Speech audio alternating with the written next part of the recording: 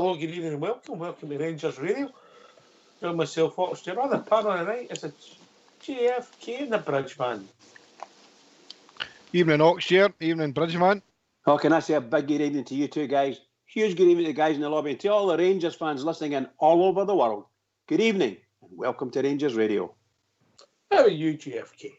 I'm fine, thanks. How are you two guys? I've just been listening to the show every night religiously.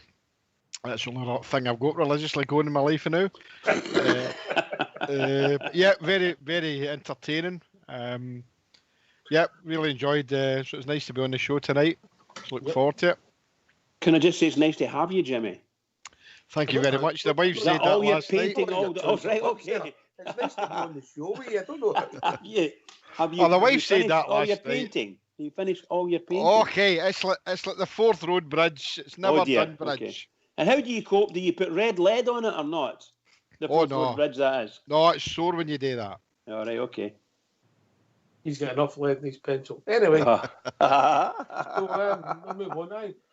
JFK doesn't look as if we're going to get people in the football this week and potentially next week. I think we really don't know what's going on. I think you're good self, but I'm going to say March, April time. Made the prediction we're going to be back into watching Rangers before Christmas. Yeah, and I think that's going to happen. I don't obviously you're down where you are and you don't manage to see the news live up here. But I know myself in the bridge, but I don't like to sit and watch her every day but a day, but to get the news. But the football at the weekend's no guaranteed. She looks as if there's a good chance she'll call that off as well. Although they've been told to go ahead with the preparations, and as I said, I can't see it. I'll be honest, I cannot see even half a stadium or a quarter of a stadium being in for a whole season, mate. I don't think we'll get in to see Rangers. It's going to be a lottery for us to get in, the way things are going. I don't know if you picked up the day that the Premier League in England, we've got a lot of clout economically. They're saying it's important that we get full stadiums ASAP, mate. I don't know if you picked that up. I did, mate, but I watched him as well. Watched Boris at 4 o'clock, and he's starting to bring in more lockdown. So 6 instead of 30. You know, shut the racing down after the day, the horse racing. So there's some amount of cases a day again. So I just can't see it. Sadly, we're not getting to see the Rangers in the flesh. And it's going to have to be a virtual season ticket at the moment in time. You know, Jimmy, can I just say, Jimmy, you have to take my hat off to you because I've said about you, but you saying this earlier on in the season, you're no far wrong. However, if indeed this weekend goes ahead, I think it'll be a slap in the face for everybody in football that the two teams or two clubs that this was all caused by or surrounded round about this COVID stuff. Yeah. They're going to be the first two teams to be involved in this. I can't believe it. I just can't believe it. Well, my feelings on that, Bridgeman, is I don't think it really matters because I think, but really, I know what we could go and say, but they did 8 players and they that one player, and it caused a shutdown. But look, I think there's a bigger picture here, and we all know what that is, and it's about being healthy and being alive. And this pandemic's killed nearly 1.5 million people over the world. But the fact of the matter is it doesn't matter who gets the games on Saturday. If it's no us, fine. What I'm going to say is I'm missing the game. I'm missing going to the game. I'm missing having a pint with my friends, going to the game. Yeah. Buying sweeties for drinks, man, when you feel as if you're being mugged. Yep. Public health. People's health and welfare is more important. But at least we're getting good professional coverage for the club, Bridgeman. Rangers TV, the way they've upped their game in the last, since the start of this season, it's night and day for last year. And Tom Muller's a good friend of the show, still doing a great job as part of the whole team, but the package is superb, mate. Yeah. Oh, yes. That's tremendous. I'm thoroughly enjoying watching it. Thoroughly enjoying it. Yeah. And I like being on Rangers TV. I just wonder if, and I don't mean to be funny when I say this, but if you've got Rangers TV, it starts, let's say, an hour before kickoff, whereas this package they've given you only starts maybe 20 minutes before kickoff. You know, so there's wee things like that. You know. my feelings on the package it's presented now, I think is good viewing wise, but I think the overall package is poor. And the fact of price wise, it's something I've been obviously I've not been on for a while, and it's something that I thought we should talk about. It's £502 for my season ticket and £502 for my big boy Graham's. Oh, you get cheap seats, have you? No, aye, man. And I know you guys are £700. Apart from the oldies there who are getting at half price. Well, you know my view on that. Poor I know. pensioners. But somebody got a new gadget. Did you get a new gadget in the last week, Bridge? A new gadget? For what? For your entertainment. Right. Can I just finish? Oh, sorry. Yeah. Carry on. Guys like Big Al and Bear Down Under and all them, and they're all good blue noses, but they're saying another part of the world. I pay £502 for home games only. You pay £700. If you stay in Australia, Canada, America, you pay £235 a year.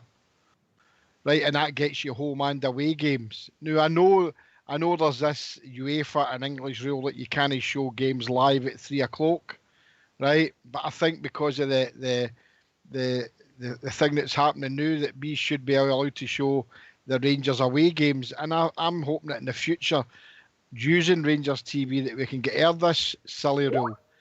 At the moment, we're all having to use other ways of watching the Rangers away game if it's no on TV. Right? Why don't Rangers? There's not been one Rangers away game. It's not been on the TV. No, but there is going to be games. It's not going to be on the TV. When was the last time there was a Rangers away game? It wasn't on the TV. There is some Rangers away games that are not on the TV. No, you need to go back to Falkirk in the League Cup. Aye, but what I'm saying is, apart from that, I think that the £502 and the £700 that you pay is not a fair reflection of what we're getting for our money.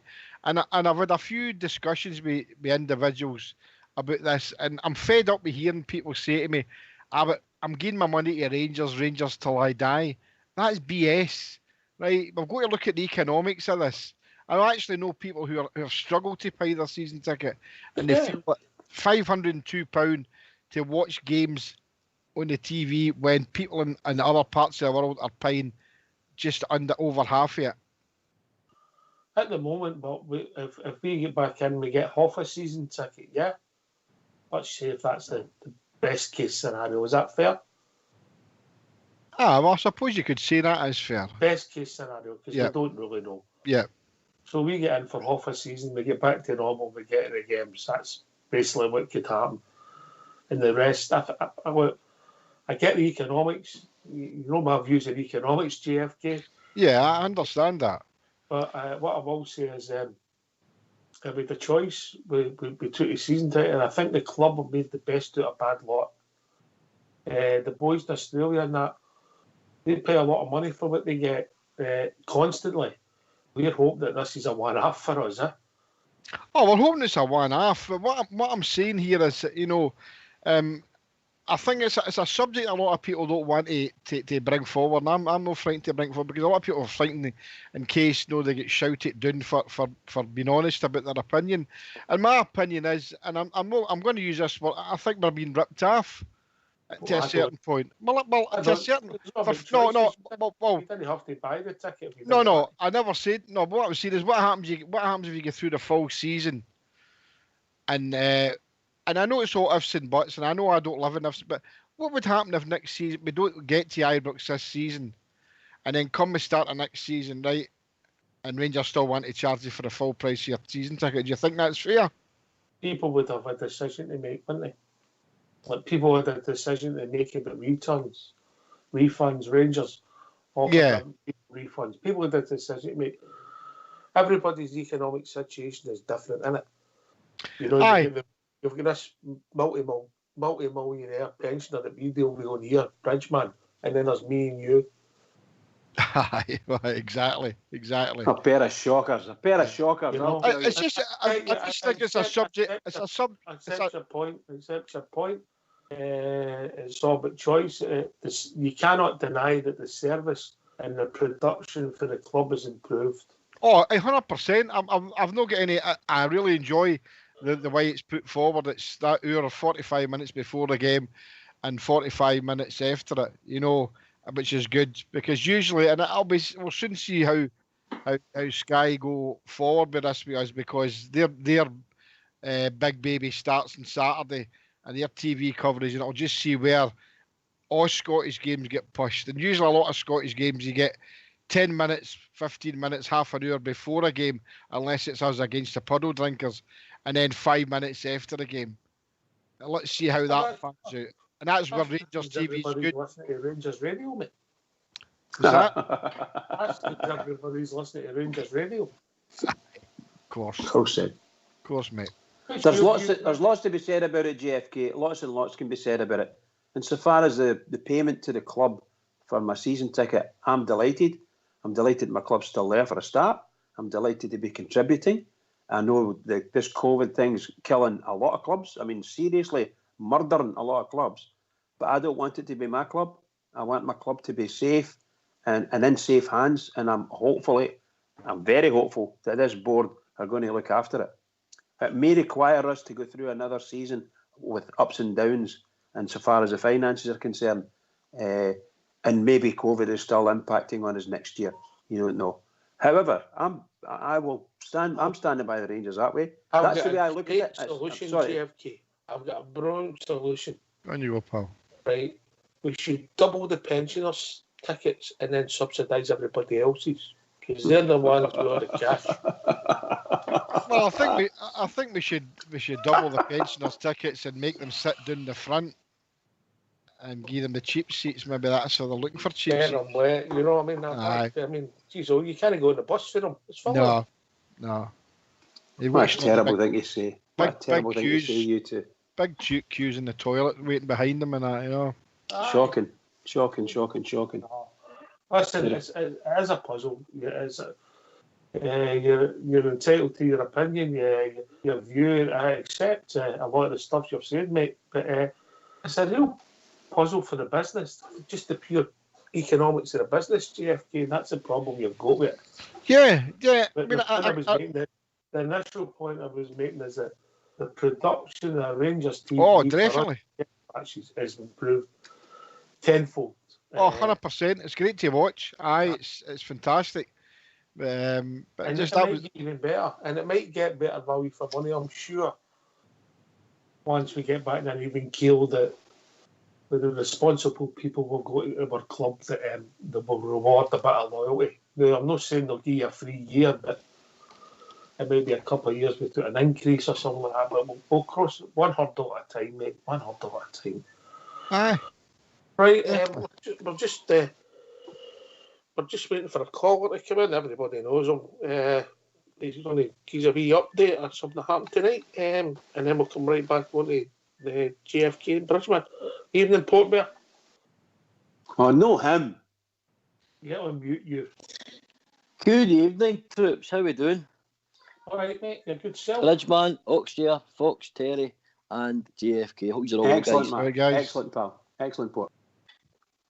I'm superb, Oxdear. Aye, how are you, mate? Aye, mate. I'm all right, mate. I'm busy, mate. I feel like a stunt double for Brokeback Mountain. Everywhere I turn, somebody wants to pitch me, but there we go. We'll get there. Everybody wants a piece of Oxdear. Aye, I've been a wee interesting place tonight, Oxdear. I'd like to discuss, if that's all right with you, mate. Carry on. I was at a meeting tonight over at Ibrox, basically regarding the Castore. It was like a focus group to discuss what was happening and what the plans are ahead to meet with Andy. I've read quite a bit about it online, about they're having a cross-section of support. Obviously, people who don't go always think, but I carry on. Good, good. Aye, it was an interesting meeting. There was basically 10 fans out of 400, I believe, picked to attend this meeting to find out, how Castore are developing and how Rangers as a commercial, club are growing. So we met with Andy Cole James Bygrove and Natalie Nairn. Andy Cole's a guy for Castore. He's a head of marketing and research. He basically works under the Bean brothers. Basically, he's a problem solver by the sounds of things. And we went along tonight to discuss what Castore can obviously offer the Rangers and what the plans are ahead. Some of the well documented problems we've had with the strips or alleged problems. So it was interesting, mate. It was very, very interesting to find out, what's been going on. So what was the format, mate? Well, the format was, basically a question and answer. Castore, first of all, put across, we let them speak first, obviously, which was excellent with Andy Cole. He was totally transparent, mate. He never dodged any questions that were sort of posed to him during his project, what he was basically saying. So every single question, mate. And there was some difficult questions asked, but he didn't shirk any of the questions, mate. He really didn't. Give me an example. Was he asked? I mean, obviously the pandemic's had an effect, but was he asked about volume? Was he asked about quality control? Was he asked about customer service? These are some examples. Yeah, well, one of the first things he was asked, obviously right away, to one of the guys at the meeting, was about quality, mate. So obviously quality control, and the guy was giving his issue about what he had with his strip.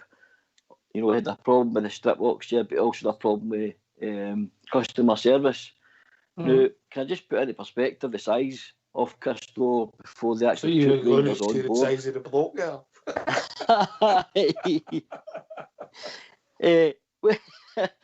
Castore were a boutique size store, mate. They were a unique, high priced, quality goods boutique store, and all of a sudden they were thrust into the magnitude of taking on a club a Rangers size to become what Tom Bean said in his own words. He wanted to break into the top 5 of these big sporting giants like Nike and Adidas and all them. So they took on this role with Rangers gladly.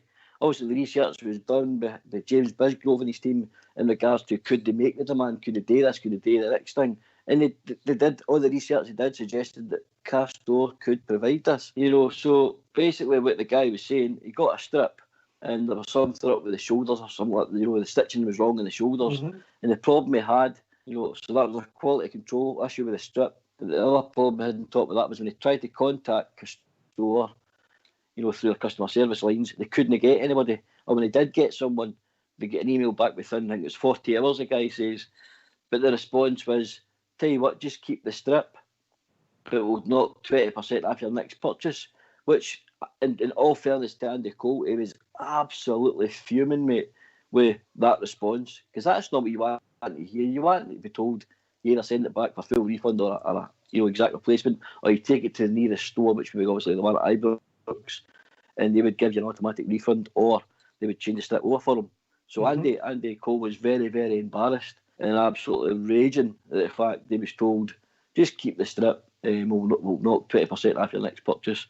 So he's put that to bed. The guy since then, within the next couple of days, got his problem sorted out, got his new strip sent out to him, and everyone's been fine after that. Did there be any other complaints regarding quality control after that, Oxy? I'm going to be brutally honest, mate, we didn't.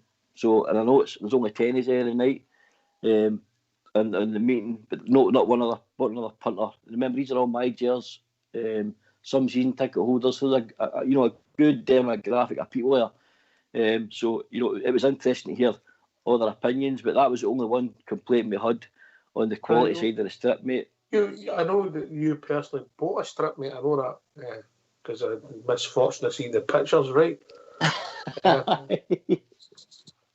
What's your own personal view? Because I think you've said on the show, what was your own personal view of the quality of the garments that you bought? Like the quality garments I've got, I say this to him, mate, I've been over the moon. And I'm going on the sizing, because I'm a big lad, mate. I'm a big boy. Well, so I think I was expecting. I was the slimmest on this show. Beg your pardon. So put I it thought I this was way. going to need to buy a We 2XL, might not win right? any relay races, but we might win the tug of war. Oh, aye. And Who's me the versus anchor? Who's 10. the anchor? So, did they mention what kind of volume? Because obviously, I don't want to. Obviously, I wouldn't expect them to give revenue and all that. That's their business. But did we have any inclination of what kind of volume when I'm talking about how many garments they move? Well, I'll give you an insight, mate. I did ask that question. Basically, we've sold. This is like 135,000 strips in 35 different countries, right? But that was obviously just online stuff. That was in the first. That was in the first 2 weeks that happened. Since then, from the shop alone, this is just a shop at Ibrox Ox here. Yep. We've had a million shirt sales from the shop, and When you say shirt 4 sales, million shirts. when you say shirt Garments. sales, Garments, T-shirts, yeah, merchandise, mate. Yeah. Sorry, merchandise, and 4 million merchandise sales online, mate. So it's 5 million sort of merchandise and garments or whatever else you buy, tracksuit tops, bottoms, whatever you're buying, shorts, socks. So 5 million all round, mate, between the shop and the online store. And what I can add to that, I sort of say to him after when he said them figures, because some people are wondering about money and stuff, and I say, well, can you ask this question? Would guys like Kamal Roof and Cedric Itten be bought without these sales? And he categorically told me it's been a massive help. You know, he implored all Rangers fans, he thanked all Rangers fans for what they're doing, you know, with their buying power and the amount of stuff they're buying. He's over the moon, mate. He's absolutely over the moon. That's impressive numbers, right? So, we've had issues. What did they? So the guy said they had problems with the customer service. Have they done anything to address that? They moved pretty quickly on their customer service, mate. What they done was they've quadrupled in size. Now his original Andy basically said his original customer service team was 3, so he's now sitting at 15 and rising. They were dealing with you know thousands of emails. They were working days behind, trying to catch up on to answer every single email. But what was slowing the process down was, like, say for talking sake, one person sending 50 emails about the same strip. They said they had to check every single email. So if you sent 50, they've still got to go through them 50 emails. They only it's about one strip. They've still got to go and check that look to make sure that you've not bought anything else or nothing else is faulty. So that was slowing the process down. But since then, as I say, they've revamped their customer service team, their returns process, etc., etc. And they reckon they're only about 24 hours behind now on their emails and customer service complaints, which is a massive turnaround next year. That's not a lot of time to get something taken back or whatever. All right, would we accept that maybe that was a mistake? They should have been geared up for a wee bit more than that. Would that be fair? Andy said that, mate. He was very transparent. He says the numbers that Rangers obviously forecasted to them, they thought they were ready. They did think they were ready. But and we blitzed it's the trouble, we blitzed the numbers, mate. Aye. You know Rangers Rocks here. We set a bar, don't we? We say to ourselves, we're going to beat that season ticket allocation. We're going to beat that when it's strip result. We're going to do this. We're going to do that. That's what happened. They set a sort of a bar. We think that's what Rangers fans will buy, and Rangers fans probably trebled it in their opinion. And they were caught out. They were caught out with numbers, right. And they've admitted that and put their hands up. That happens. It's a great thing to be caught out with too much people wanting your stuff, is it? Well, it's a good complaint, isn't it? It's a good complaint. Right, yep. So the quality, that the customer service, that makes sense to me, GFK, Bridgeman, that there was an issue, you've had to make the department bigger to start dealing with that. That makes sense, huh? Of course it does. I mean, all new things like that, there is going to be teething problems, and it looks as if they addressed it very, very quickly. I mean, going to the garments, I heard in Port where he'd bought some of the stuff. I mean, I was only going what I was seeing on Facebook now, and I just think that people were putting up pictures of this and that. They should have just went straight to Ibrox Rangers shop or wherever they bought it and go to change, because it happens. Doesn't matter what you But when I was there with my big boy last week or a week before, sure, and I had a good look at the stuff. As I say, the guy must have wondered what I was doing. But I was generally wanting to have a look. And in the old days, you would get escorted for the shop. Of course you would, aye. But my big boy Graham, he paid his 68 quid for the long sleeve Rangers top, and very, very, the quality is absolutely second to none, mate. I've got to say that. Man United one he bought. Aye, I use that to wash the motor now, mate. But what Port Bear said, they seem to have got their act together on the customer service side. I've seen a lot of moans and groans about that. So if he's went for a staff for 3 to 15, then they've got to tap it, and hopefully going forward long term and that there'll be no other issues. But that was my big bugbear. It was my criticism of the Rangers fans that were putting the strips pictures up on different platforms. And I just thought that was a bit. Just take it back and change it, mate. Just take it back and change it. You know what I mean? I know that's not always. If you live in Aberdeen, it's not that easy. No, but why just? To me, I mean, it's all right saying that the garment's faulty, but just take it back to the shop, and that's send it back. That's what's happened with social media now. Everybody wants to put on what they had for a dinner or whatever it is that they've else, fair, it makes a bit of difference. You're looking at photographs like that. So, Bridgeman,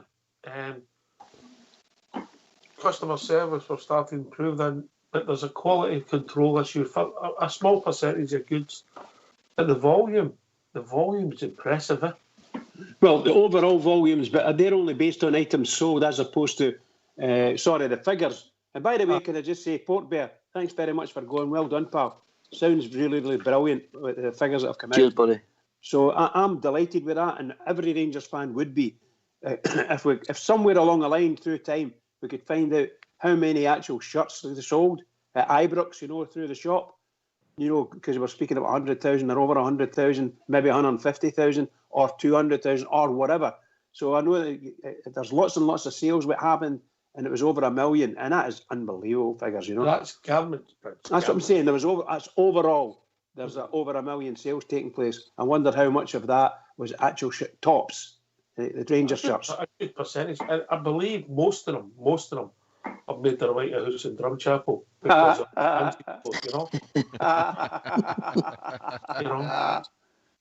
you heard that, mate? He's getting fan mail. Who's that? Aye, quite right. Steve, well, I didn't want to bust his bubble. I know we're listening to Port Bears. You hear the big man's getting fan mail. You know that. It's official. Oh, it's official. Well, I'll tell you something happened to me the other day, if I can just digress.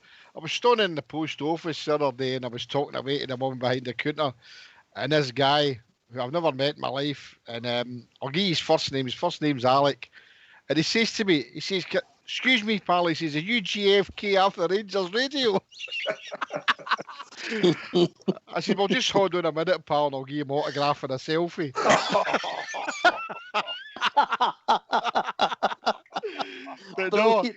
But honestly, he said to me, so Alec, I know you're listening, I'm not giving your second name to embarrass you, pal, but I get sort of give you mention. Alec, there you go. Get a selfie.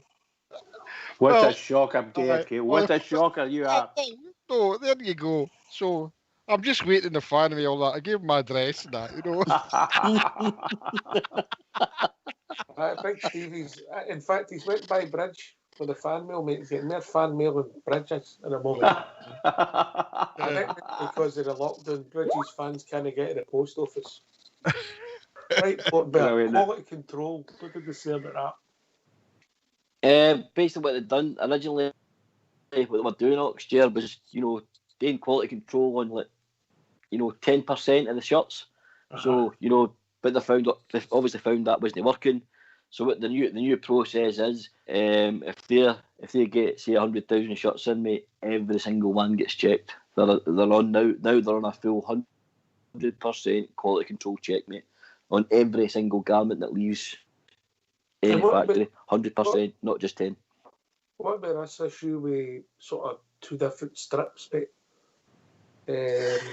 What did they say about that?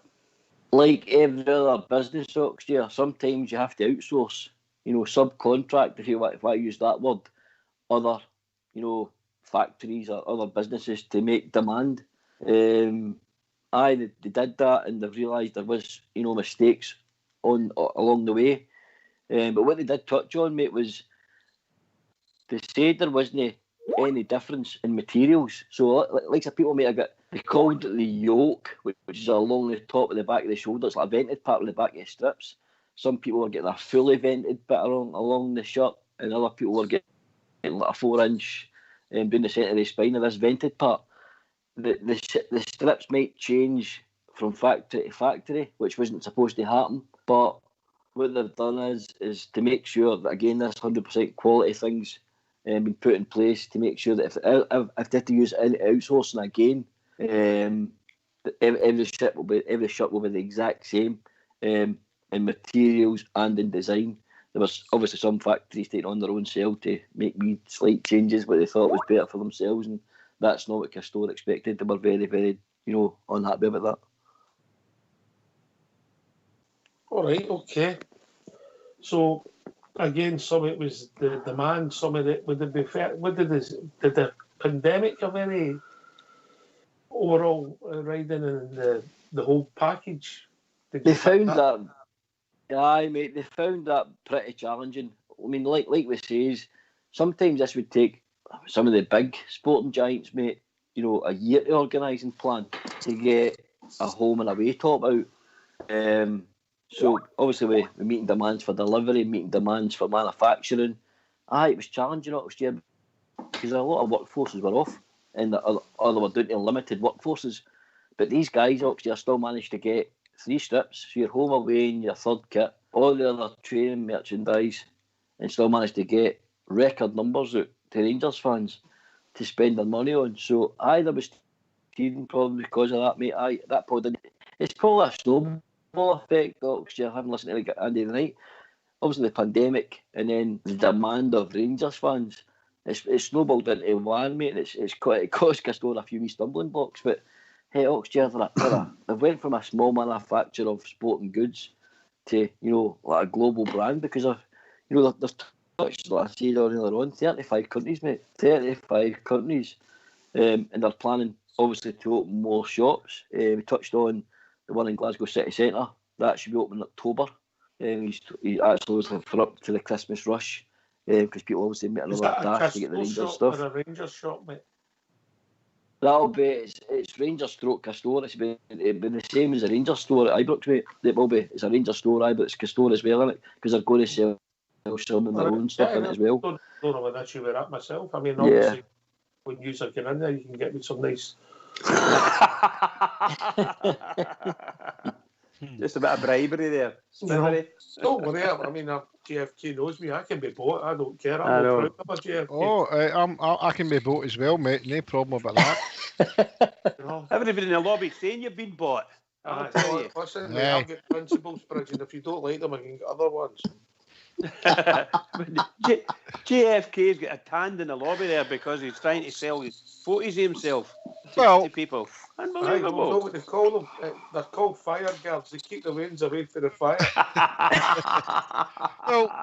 Well, people are saying I'm charging my £5 for a selfie, but I told them if I put my mankini on, I'll charge them a £10. Oh. Wow. A Castore mankini. Only you suggest that, JFK. They missed it there. So, can I ask Port a question on the stuff he's been giving us? Yeah, on you go, mate. It's just to say, Port, how the feeling that you got listening to the chap talking, their marketing guy, were they surprised? Were they overpowered? Shall we say? Did they feel it was overpowering the amount of fans, the amount of, shall we say, demand on their, shall we say, small business as it started? And I know they're going to expand a bit. I don't know how much they'll expand. What do you think? Did they mention it? How much expansion? Well, let's just say, Bridgeman, not only are Rangers fans buying the Rangers stuff with the Rangers badge on it, but they're also buying a hell of a lot of Castore stuff, in general. Mm-hmm. There's a hoodie that suit, most of the guys are probably no better than me. There's a hoodie that suit that you can get. It's like hen's teeth. and Castore are struggling to make demand even on a hoodie. And it's not a Rangers hoodie, it's just a Castore hoodie. It's white and blue, you know. So they know they've got to grow as a company, probably and get other manufacturing sites of their own. And like I said earlier on, they did do their marketing research. They thought they had the sort of numbers that bears would buy in, but it was blown out the water. Bridgeman, it was blown out the water, and it's not a slant on them. You know, I'm always a machine. I need to hurry out of retirement.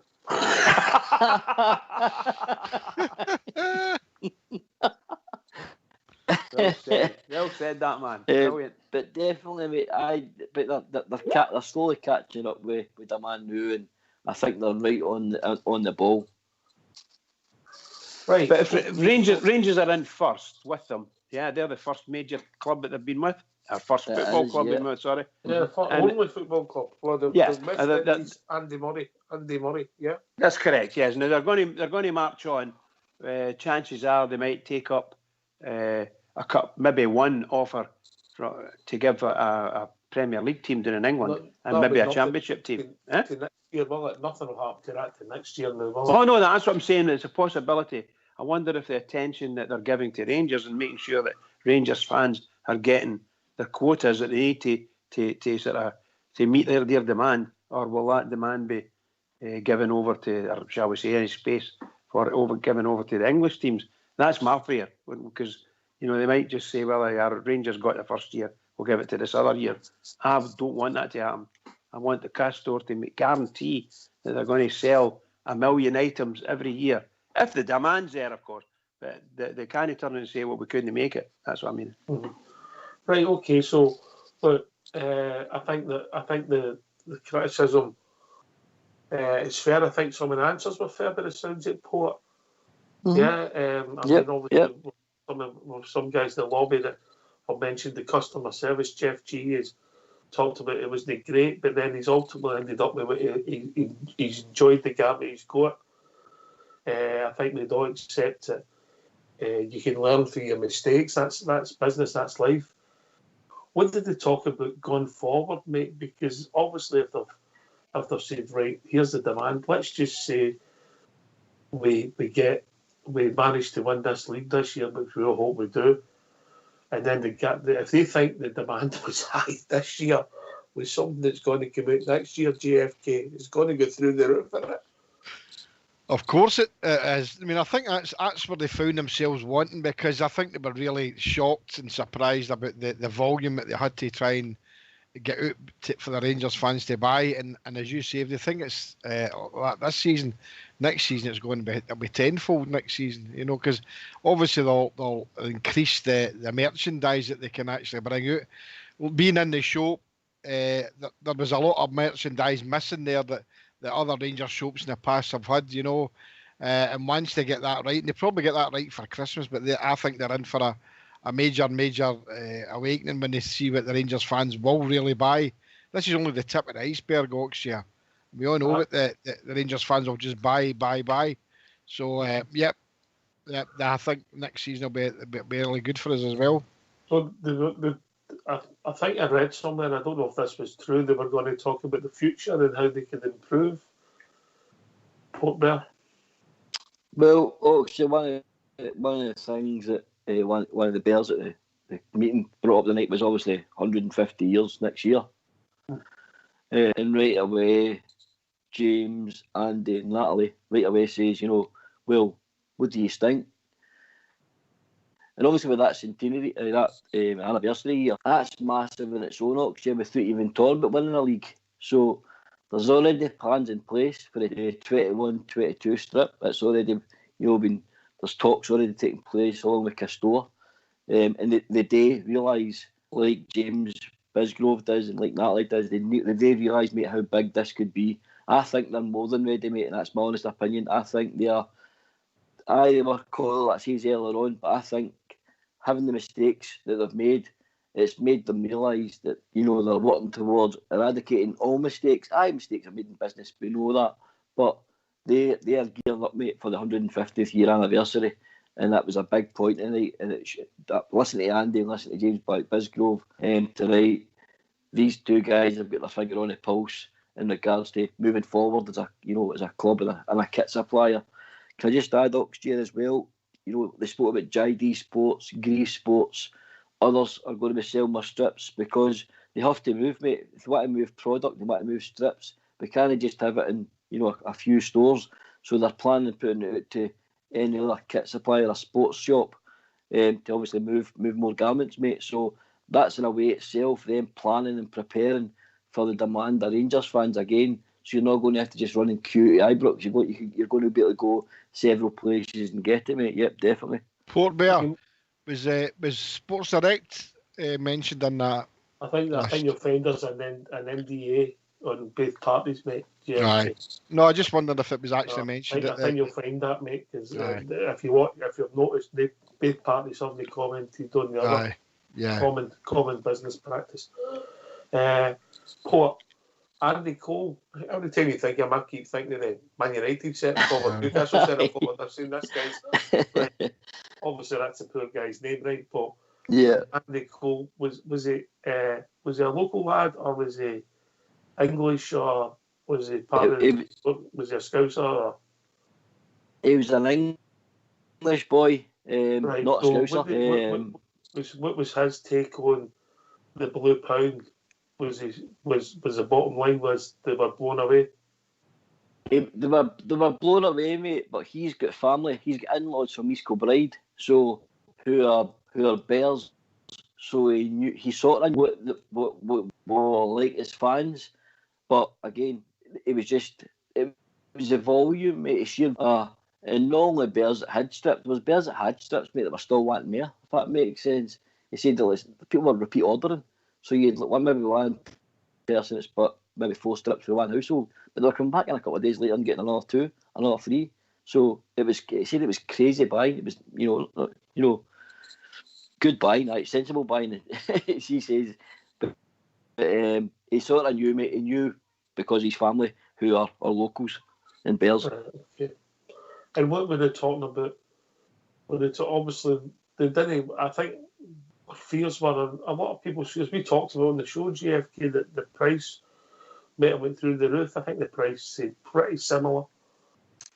I think the prices. I mean, looking at what I saw that day, I was in, and I see my big boy. He's happy to pay that price for it.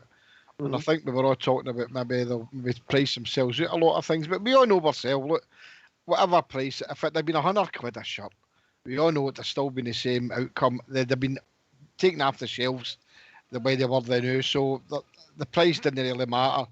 The Bears are still going to buy it. I think the quality that some people were hanging about now. No, but the prices I think is a very reasonable price. And as for the hoodies, they're a good price as well. Although as Port Bear said, they're like hen's teeth now. Collector's items, mate. Yep. Right. So, Port, what have they talked about doing for the supporters? I think I picked up online that they were talking about special offers for my Gears to help make that more attractive. Was any of that mentioned? They touched on the My Gears stuff, Oxygen. Obviously, about the My Gears points, etc.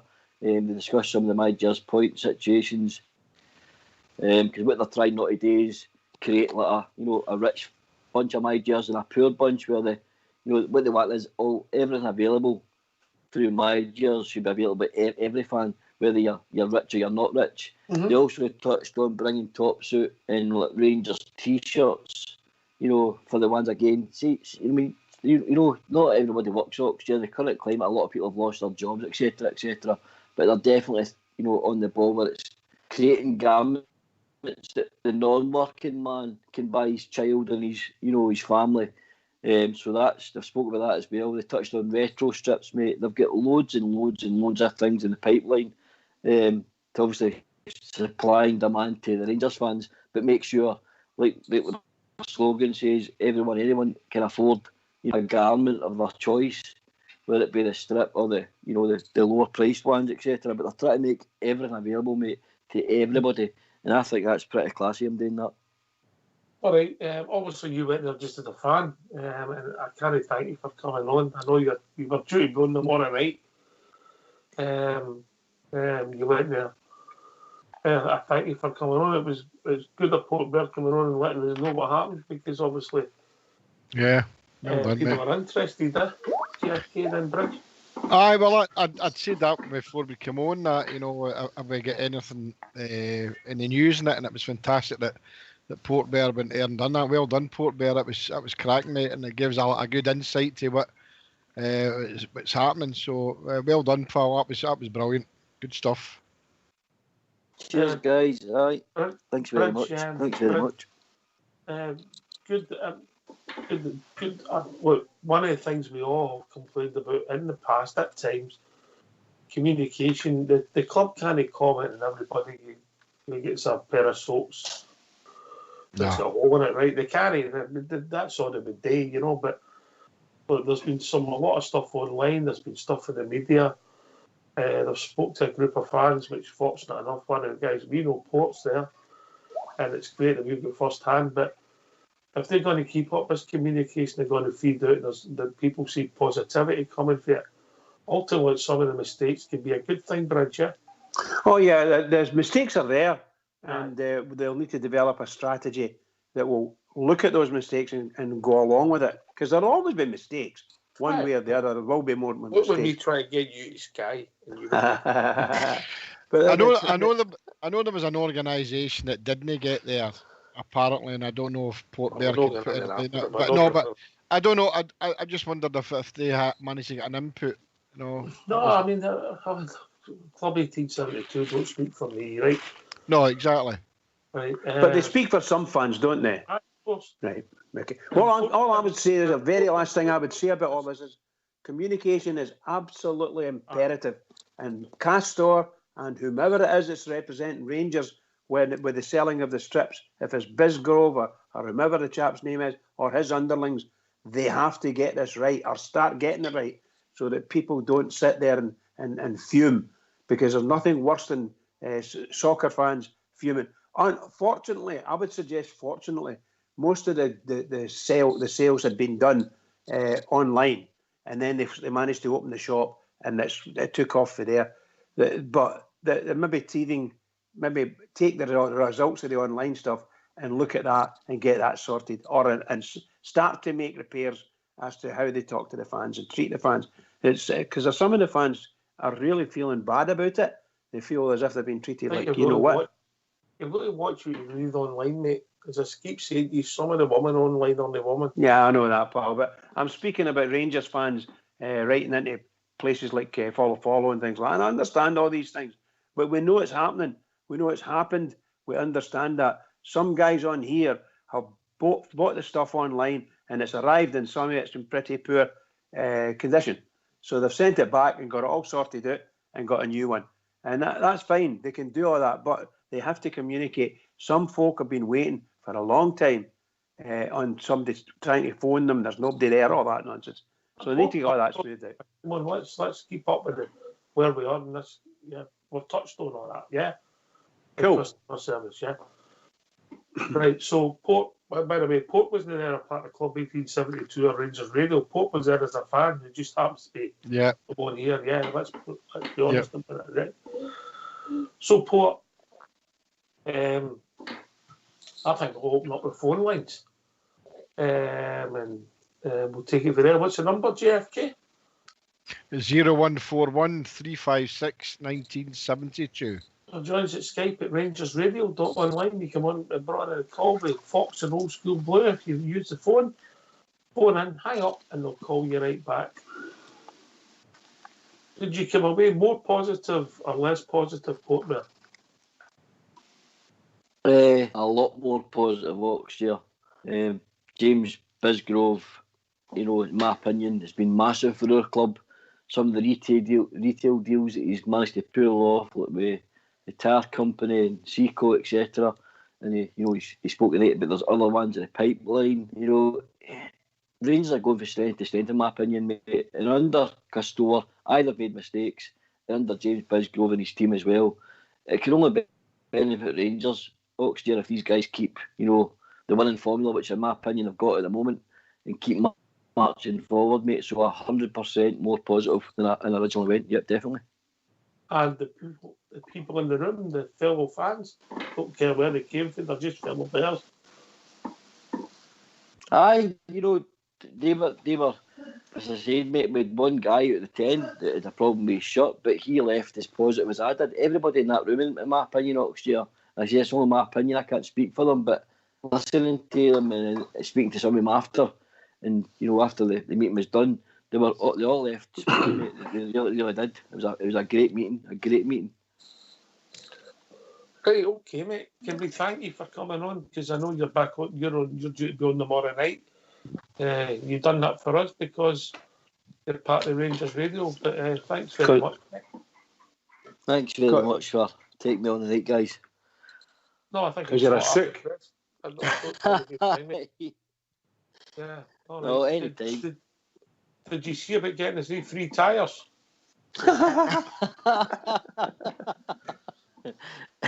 I've got Mr. Bisgrove's card, so maybe I'll send him a wee text, mate. It's only for me to hear him for Bridge because he's a poor pensioner. You're absolutely right there, by a very poor pensioner. Very poor. Right, cheers, Pop. Right, guys, enjoy your show, right? I'll catch up with you. Bye-bye. Right, okay. All the best, Pop. Cheers, guys. Night. Cheers, buddy. I think it was important we maybe struck there, but iron was hot, yeah. Oh, definitely. Definitely. That was good. That was enjoyable. Yeah, absolutely. Really good. Well done, Port Bear. Well done. Really, really informative. Appreciate it. There was a lot of garments, JFK, yeah? A lot of T-shirts, strips, shorts, socks.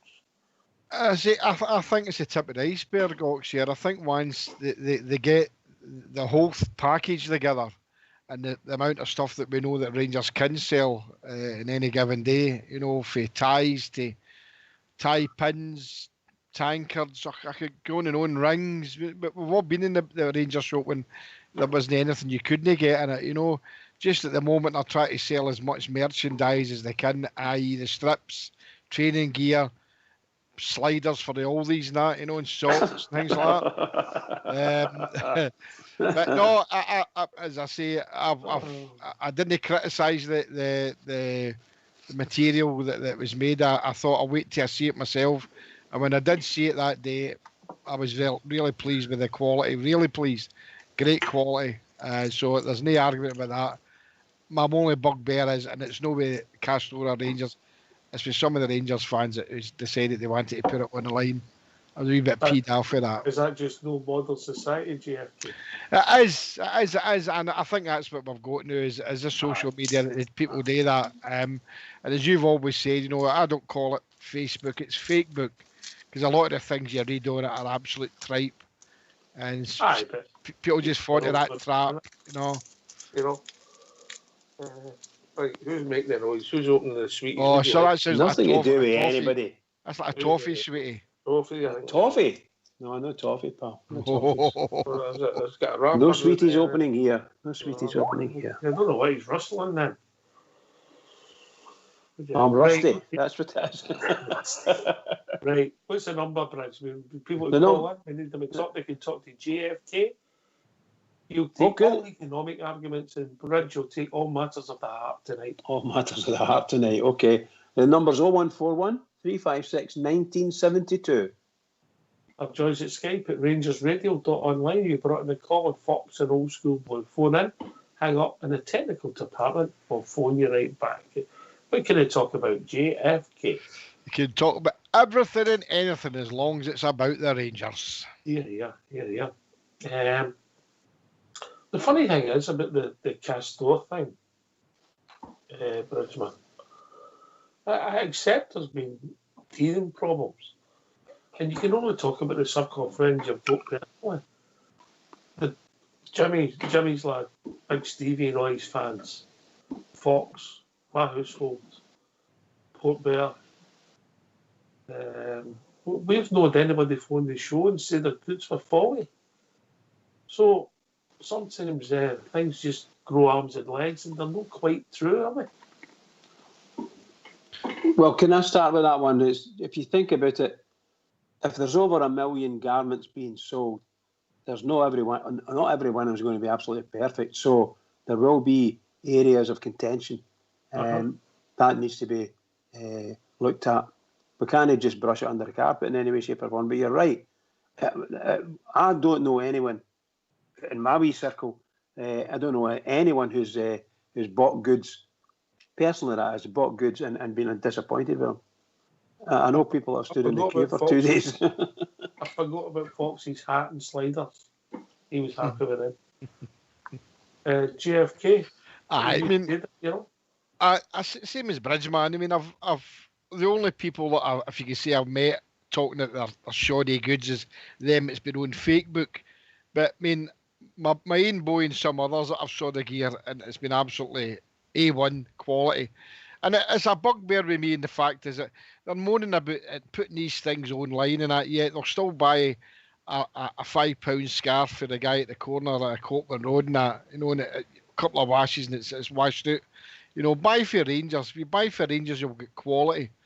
And so, no, for me, it's a wee glitch, and for what Port Bear was saying, and what we saw ourselves, you know, the club and Castore seem to have got on top of it now, and things will seem to roll along quite nicely now. So, yeah, I'm very happy with what I'm seeing, and hopefully, as the weeks and the months go on, that they're going to be more than sliders I can buy, looking to buy a couple other things, you know. Like this. Oh dear. Right, we're going to have a tune, so if you don't mind. Oh, I'm a wee bit early, am I? Oh, yeah, aye. Last night I forgot about the tune. Aye. I was caught up listening to Jeff about Sam English. I forgot about the tune. Aye. I got a final written warning for that after Fox this morning. Quite right and all. No. You're not above that, you know, HR. Fox is a cruel man, Foxy. Aye, well done, Fox. Keep in tap with him. Listen, mate, I know my place, mate. I know my place. You know, Big Stevie's getting all these letters. Never did what. Well, there you are. Just ship the debt letters. I have a few of them. Right, okay. Got a game. Seems a long time since we played JFK. Aye, it does. It just seems to have dragged in this last couple of weeks, you know, with nothing to watch. You know, because you know, my feelings on watching them, I would never watch them. So, just looking forward to playing Scumd United on Saturday. I just wish we were there for obvious reasons. First and foremost, to see the Teds, but just to vent my anger at a club that I really detest and hate with a lot of passion in me. But yeah, looking forward to it, mate. Looking forward to it. Getting to liking the football, even though it's behind closed doors. I'm enjoying it, and I'm looking forward to it. But I hope that lasts, you know, as long as the lockdown and the football situations goes.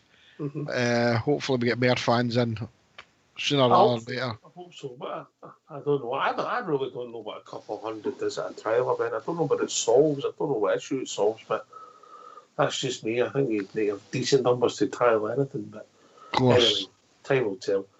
Bridgeman, long time since we played. It feels like it, doesn't it? That's it feels forever, doesn't it? It feels like forever, you know. And it's bad enough that we're limited to how we can view our football when our team playing. It's bad enough being limited there. But my goodness, it's even worse. Being, shall we say, international break, and I don't see anything because I don't watch it. I watched Northern Ireland the other night there for 10, 15 minutes. And that's the only football I've watched at all. Apart from the news, of course, you see all the news. So I'm desperately keen to see my team and see how they're performing, given the fact that we've been in an international break. I think 3 of our players were away with the international team. And I think the goalkeeper was unused, but Ryan Jack apparently was played one game, or a part of one game. Anyway, get yourselves to mute. We'll have a tune.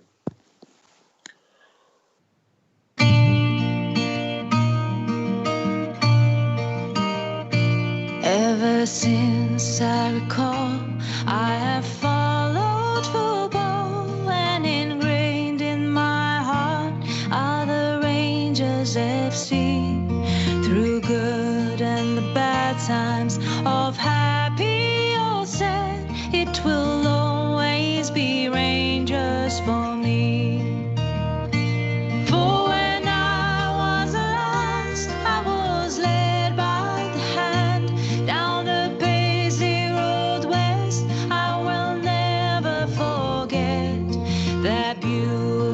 beautiful sight of the red, blue, and white. From that day I'd be Rangers for life.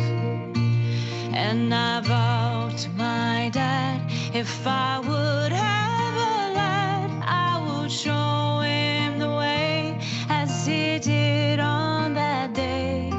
And so here I stand with young Lyle by the hand, after walking down Paisley Road West. For when I was a lass, I was led by the hand down the Paisley Road West. I will never forget that beautiful sight of the red, blue, and white. From that day I'd be Rangers for life. From that day I'd be Rangers for life.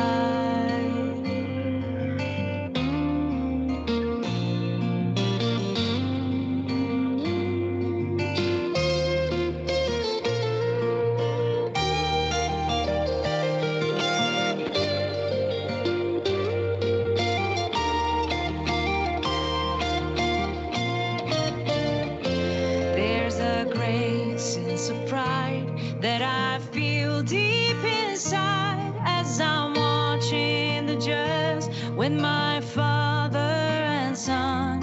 And it's sure safe to say, at the end of the game, win or lose, we will all follow on.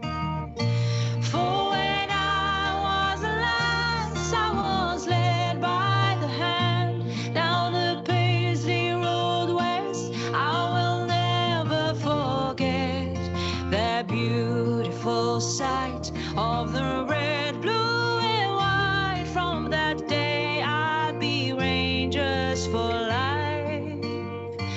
From that day I'd be Rangers for life. From that day I'd be Rangers for life. From that day I'd be Rangers for life.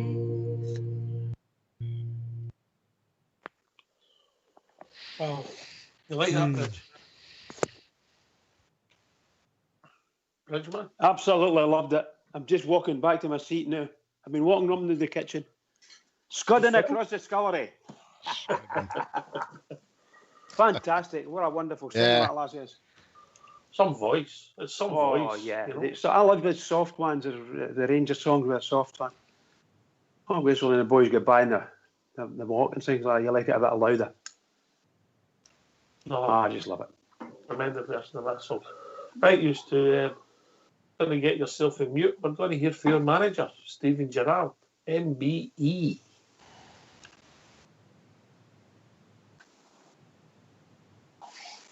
Well, Stephen, first of all, it's been a positive week with a number of Rangers players performing well for their national teams to date. And what have you made of what you've seen, and how much does it show the development of the squad over the last 2 years that you have so many players away? Well, I think we're very proud to release the players first and foremost. I think it's fantastic for us as a squad to have a lot of representation around Europe.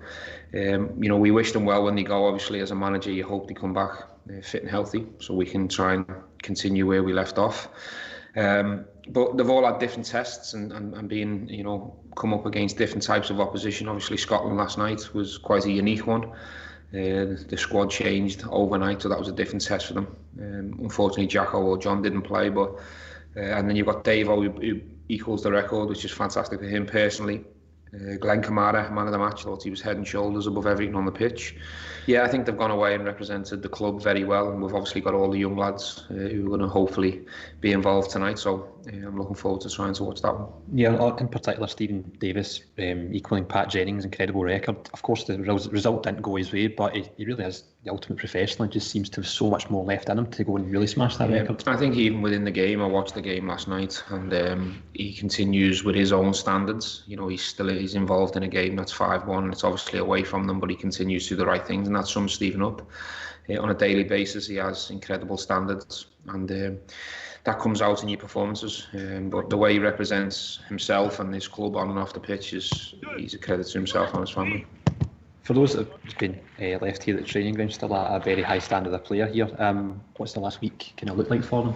We've given them some time off with the families because we've obviously been on quite a hectic schedule, but that's about to get even more intense going into September and October. So I do like to give the players here some time with the families. We've had a tough pre-season and they played a lot of games to start the season on the back of a lockdown. So I think it's important that they freshen up from a mental point of view.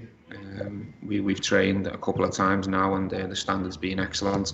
You can see the likes of Kamar, who've been given work to do away from here, now is starting to look really ready, which is fantastic. It's also been a chance for us to get injured players closer to being back into full training. So Jermaine Defoe's on the verge of that, Cedric Hitton's on the verge of that. Jordan Jones' injury is not as bad as first feared, so we're hoping in a week's time we should be in real good shape from an injury point of view as well. So it's been a positive international break so far. Into this week, and as well as securing the 3 points first and foremost against Dundee United, you'll be aiming to continue your fantastic clean sheet record. Having had time to reflect on that so far, what do you think's been behind that so far this campaign? Individuals doing the jobs and taking responsibility when they're out there on the pitch. Obviously, we've had a lot of preparation time, which is unusual. You know, normally for us coming back into a pre-season, we're straight into European games, and then players are obviously having to recover from that, and that takes away valuable training time. So to actually have, I don't know what it was, it might have been 5 or 6 weeks to really drill the team in terms of our shape, our distances, where we need to be, create different scenarios for them from a out of possession and defensive point of view has been really valuable, and I think that's shown in our performances. But you know, I think it's very important to make it clear it's about winning games. You know, if we can keep clean sheets, fantastic. That is always a bonus. But for me as a manager, it's results that we want. If clean sheets come alongside that, fantastic. Alongside Connor, Leon initially was fantastic, and since then Phil Hollander's come back in and really shown no effects at all of his long-term injury. Yeah, well, we missed Phil from January onwards. I think he missed 3.5 months, and his experience and his leadership and the way he defends and what he's like for the team in terms of his voice, he was certainly missed. We've certainly benefited from having him available in the early stages of this season. I think Leon's come in and really took the challenge to Connor and Phil and George and said, look, you know, I'm here to play. I'm not here to make the numbers up, which is great. So the competition for places is really fierce at centre-back. I think they'll all play over the course of the season because I've got full trust in them all. I think what we found last year is we overused Connor Golson. We obviously got an injury to Phil, and then obviously the huge setback with Katic early in pre-season. We need 4 centre-backs all fit and available. Leon is one that we're not sure whether he can churn out the games like Golson. So you will see in my selections from time to time, even on the back of a clean sheet or a good performance, that we make a change in that area because we have to manage them from an individual point of view as well. You mentioned Phil and having that voice in that area, and for you as the manager, you've got a McLaughlin or a McGregor in goals, Tavernier, Barisic, Goldson, Balogun, all big characters, all big voices, all in that one area of the park, which for yourself must just be brilliant to have that. It's a good place to be in. I do think when I look at the squad now, and obviously with 4 or 5 weeks left of the window, I'm really content. I think we're complete in them areas, obviously injury aside. I do feel like I've got 2 really good players in each position. We've got a fantastic keeper who pushes the number ones in Andy Firth. Young kids pushing Tav, Calvin's pushing Borna, and as I've said before, the 4 centre-backs are all good enough to play. So I'm really, really happy with what I've got from a back 5 position point of view. And on James Tavernier, if he selected this weekend, it'll be his 250th Rangers appearance. Barring that single injury layoff, he's been a near ever present for you. How important has he been just for you as a manager to have him right through your spells here so far? Well, he's always available. He's very robust. I think that goes to show that he's doing something right. You know, being available for every training session and every game, and to churn out the numbers from a physical point of view goes to show what type of player he is. I think to have someone that when he goes through the gears, he's unstoppable. And I think we've seen that, or flashes of that so far this season. I think he's really close to being at his best. It's great for me to have him because I always know he's there for me. I don't think he's your typical leader in terms of voice. But to have someone like Connor and Griggs behind him, I think they really complement his leadership style. But Tav's a huge player. I think he doesn't get the credit he deserves, I don't think, from our own supporters. I don't think he gets the credit he deserves from outside. I think he needs to go and win something as a captain, as a leader, to really, get the credit that he deserves. But to see him on a daily basis, I'm certainly someone who really appreciates Aaron for us. And just finally, this will be your first game against Dundee United. What have you made of their start to the season and the challenge they'll pose? I've been impressed with them. I think, barring the Kilmarnock result, where obviously it was a strong scoreline from Kilmarnock's point of view, I think they've been in every other game. I think they've been really close. I was impressed with them against Celtic. They were really close to getting a real positive result. Hibs, they only lost by a goal. I think they've come up with confidence and belief. They're a team that are used to winning. They're on that wave of success. And I think they've got a manager with someone who I've watched from afar for a long time, who I don't think he's going to be a manager that's just going to sit on the edge of his box and go, can we try and nick this and, come and try and beat us and wait to be beat. I think he's going to come and have a real good go. That's the evidence that I've seen. So be interested to see how he sets up the weekend.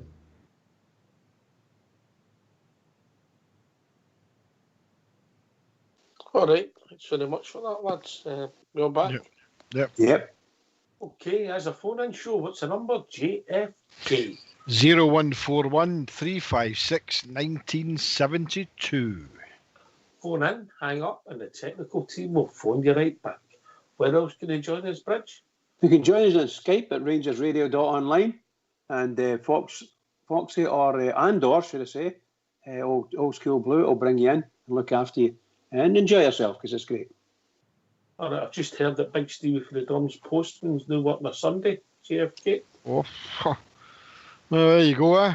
Popularity, mate. Popularity just shows you what it guys does. got it. The boys got it. Yeah, he's got it, mate. Yeah, yep. The pin up of Rangers Radio. Pin up. To be fair, he's not getting much to beat, is he? Really? Come on. No, not really. No. Right. So. Stevie Gerrard talking about international break. Big bit of the interview, well, not big bit, but a big mention for Tav, 250 games. I didn't realise it was so close. I knew it was a few, but that's some return for somebody who's so cheap, really, in real terms, to be still playing. What is that, 5 years now? 5 seasons.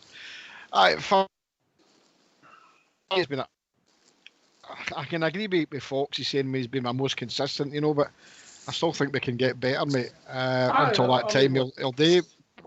But 250 games, didn't I think he'd played as many as that?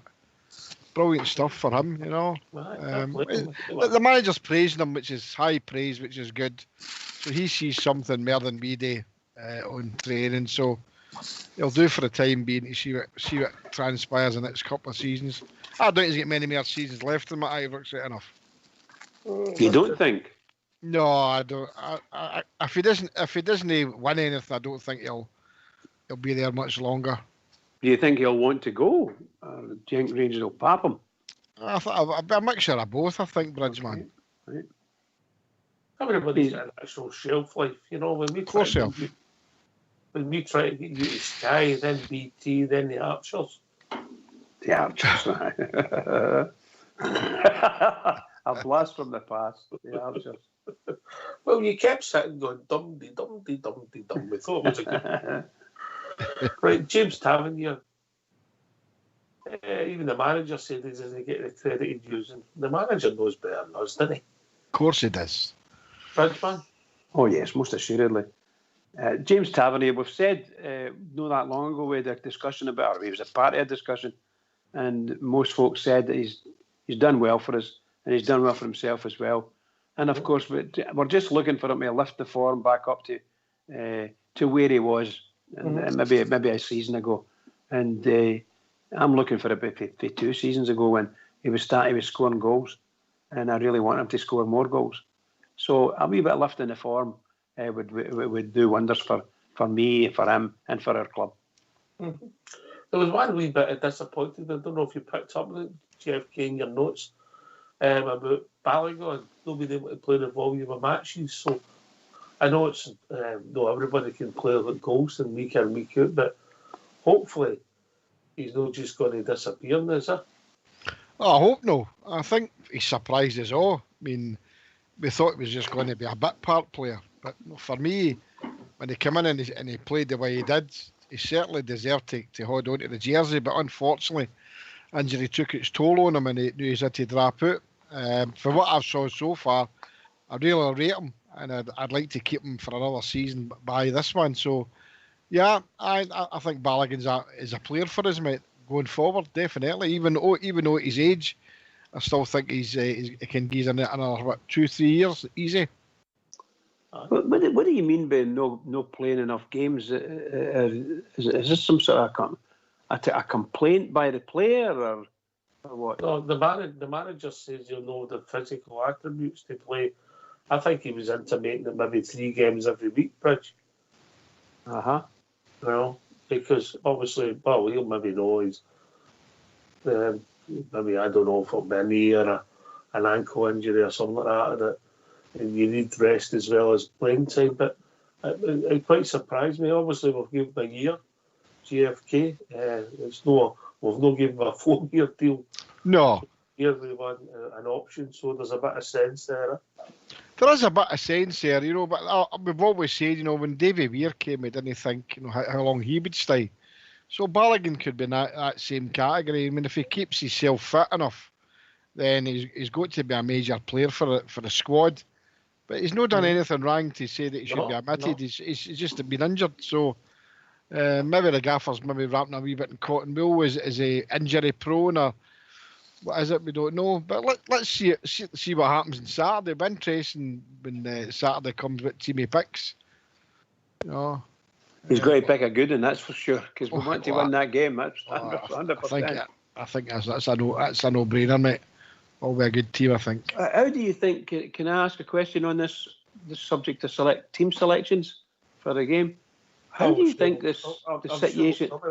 There's the situation with our goalkeeper, McGregor, his private life area. His cars have been tampered with and then torched. Bridge, man, come on. No, I'm just wondering if that would affect him. John McLaughlin will be in goal, yeah? I would hope so, yeah. That's a sin if McGregor has to sort of get himself sorted out psychologically. I mean, the manager did state that really he hasn't got what he would say a number one. He's got 2 number ones, isn't he? Mm-hmm. So for me, it's got to be John McLaughlin in goal. He's got the jersey. He's not done anything wrong. 6 games in, he's still a clean sheet. He's played really well. He's played really really well. Aye, can't take it away from him. So, Hingway and Alan McGregor's part, he needs to play himself back into the jersey again. So he's got to get in, mate. He's got to get in. Aye. I never seen this coming when we signed about McLaughlin, but he's got a couple of pluses to his game and Alan with his feet, but I'm not saying he's as good a goalie as Alan McGregor. That would be high praise indeed, but he's the man in possession, GFK. Aye, and I think the reason is the defence at this moment in time is playing way beyond. They're absolutely magnificent now, the clean sheet. So that's obviously not saying it's making McLaughlin look a better goalkeeper, because he is a good goalkeeper. So if that keeps continuing, the back 5, the goalkeeper and the back 4 in front of him, keep that clean sheets every week, then Alan McGregor's going to find it hard to get a game. So that's just the way it goes. We've seen better goalkeepers than that being left in the bench. So he's got to fight for it again. But to be fair, Alan's up there with top-class goalie, isn't he? Oh, aye. Top class, All right, so come and give us a phone, 0141 356 1972. Phone in, hang up, and the technical team will phone you right back. Or join us at Skype at RangersRadio.online. You brought in the call with a one and only Fox, an old school blue. Yeah, he was very. I think he was saying that I think there's going to be no signings for the defence, Bridge. Yeah, it sounded kind of final as well. The way he said it. I've got my defence set up. Not the first time you've said that, is it? No. But you know, look, you know what, you guys know what I'm like. I've got my eyes or my mindset on a decent, a really good, solid centre half, and I think we need it. But I've said it as well. It might not be in this next couple of transfer windows. It might be another 2 years down the line, but we certainly need a big, really, really big, rough and tumble centre half. They've got, you see what's happening across the city. They're getting rough and tumble guys in to go with the rest of the rough and tumble guys they've got on the pitch. I think they're plenty the audience, mate. I think they're 100%. And I've warned you about your language on here. Warned you. But I think the defence, I don't think there'll be any comments. If there is transfers, it doesn't look like it's going to be defenders, JFK. No, you're right. The manager gave us that indication that's not going to happen. So I always say we should maybe have another right back. But I'm happy. You know, the defence I know is playing out their skin. They don't look as if there's anybody going to break that defence down. So the manager knows best, as we say. If he's told us that, then we'll bow to his knowledge. All right. Bridgman, clean sheet records. You the man at Brighton, but I mean, obviously you want to keep going and break records, but I've got to hope this doesn't take over. For me, I'd rather win 5-1 than 1-0. Yeah, I mean, it depends on how you are. If you're a midfielder, an attacking midfielder, you want to be scoring goals. And every now and again, you're going to lose a goal. That's what football's about. I love defending, and I don't like giving the ball away, or I don't like a goalkeeper making a clanger when you're playing. There's nothing worse for a defender, a true defender, because they don't want to see the ball going past their goalkeeper. That's probably their fault for not stopping it in the first place. And then blame the goalkeeper for a poor or a poor attempt at a save. No, I don't like to give away goals at any time, and I would accept a clean sheet every week. I don't care. Obviously, I want the guys up the top to score goals, lots of them, but sometimes that doesn't happen.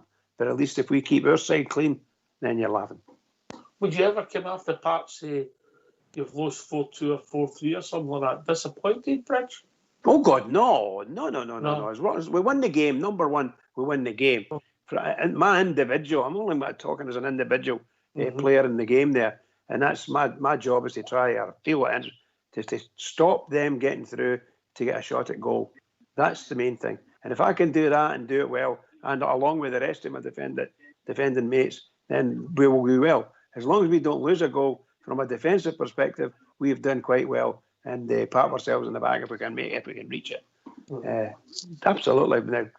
If I come back, any 3-pointer is wonderful to have. 3-pointer's great. I wish the defence all the best, JFK, but I hope it doesn't take over first and foremost. 3 points. Sorry, mate. Somebody's heard a voice there. Sorry. Oh, got a caller. Hello. Hello, caller. How we doing? All right, pal. How are you? All right. What's your name, mate? I'm Davy Hutchison. All right, Davy. Nice to meet you, mate. First time on? Yes, it is indeed, aye. Right, okay, mate. I don't remember every name, but I know that name for a blast for the past, but I'll know by you. Maybe like your granda. Right, Davy, I know, I'm Easter's. All right, all right. Anyway, what's on your mind? I know, like, I just don't believe what I just heard there, but, like, there's better goalkeepers been dropped than Alan McGregor. Alan McGregor's got to be the second best goalkeeper none of the Rangers have ever had, apart from the goalie. So can you tell me what goalkeeper it was that was better than him that's been dropped? There was a time in our history in 92, I think, or maybe 90, when we signed Andy Gorham, that Chris Woods was put on the bench, so the Scotland goal and the England goal. Aye. That was the time that you were looking at JFK, wasn't it? Aye, I mean it's no putting any thing on the ability that Alan McGregor's got, David. It's just I'm saying that he can't be guaranteed his place if he's no. If the team's still getting clean sheets and John McLaughlin's part of that. You know, Alan McGregor's a fantastic goalkeeper. If the manager dropped John McLaughlin Saturday and played Alan McGregor, I wouldn't have any. I'd be happy with that. So I'm not saying one's a better one than the other at this moment in time. We all know what Alan McGregor's pedigree, being an international goalkeeper, and what he's done for Rangers in his second coming here.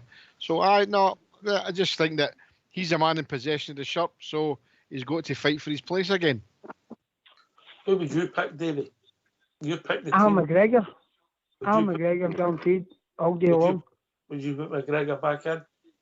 Oh, aye. Can I Aye, interject man. in this conversation? Big In a Al. minute, Al, there's a queue. He was You in should- the first. Aye, Like, I was at the front of the queue, but I've been so polite and sitting in the back. Anyway, carry on. I'll come right to you, big man. You're all right. You're all right. Carry on, Davey. no, I was just saying, like, now, McGregor's went and bailed us out so many times. You know, now, like, hat in hand there, like, without a shadow of a doubt. I would just play him. If he's fit, I would play him every week. All right, I've got to say, I'm a big Alan McGregor fan, but I've been surprised how competent and how good the boy McLaughlin's been on the deck, and he's made a couple of good saves. Even Big Al. Evening, gentlemen. Evening. On that, the McGregor situation, that's actually what I phoned up for. Looking at McLaughlin, yes, he stood out with this on the deck. He looks very comfortable there. But we're going to get into the season, and I trust Alan McGregor. I've not got the trust yet in John McLaughlin. I need to see him pull off these big saves. He's not got the pedigree that Alan McGregor has, and I think pedigree is very, very important with a goalkeeper because it breeds that confidence. I mean, you know what it's like playing in goals for Rangers. You've got nothing to do for 90 minutes, and then 94th minute you have to pull off a wonder save to save it from being a draw. That's what McGregor's got. That's where I see that. If that makes sense, guys. Listen, mate, I don't think anybody's been critical of Alan McGregor. No.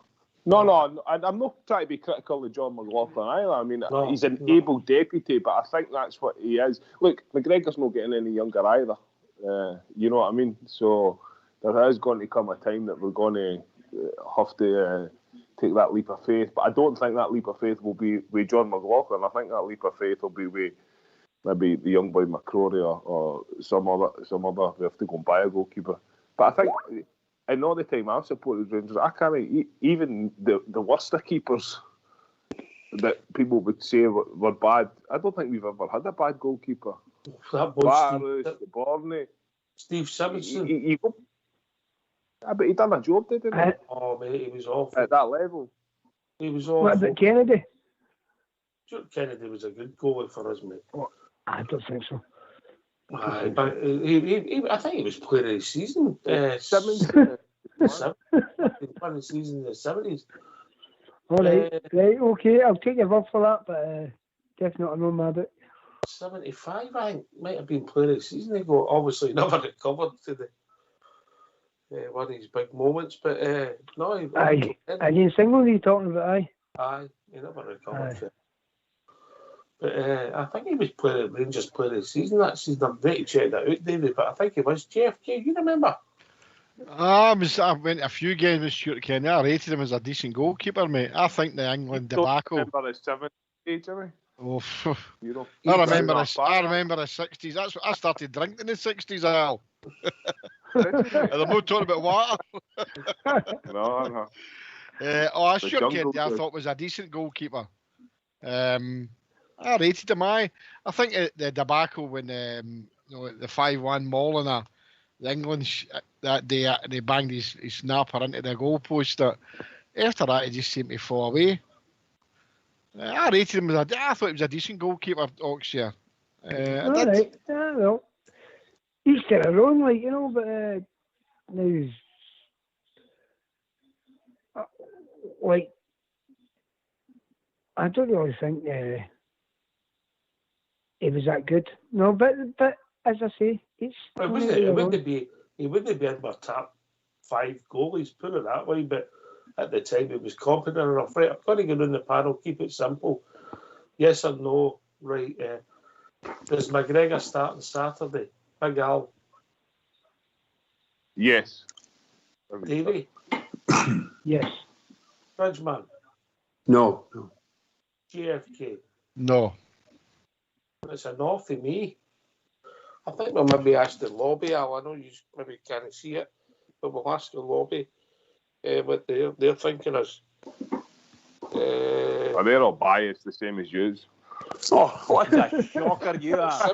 It's a yes. What a shocker, you think we're biased. It's a yes and a no answer. Yes or no? Yes or no? Does McGregor Go for a couple of minutes, guys. I'll come back. It's Big Al, it's 100% no at the moment. Davey. Right, I'm Yes. back quickly. That's All wrong. right, mate. How many games do you think Stuart Kennedy played for Rangers? Oh, I don't know. I would say he must have played about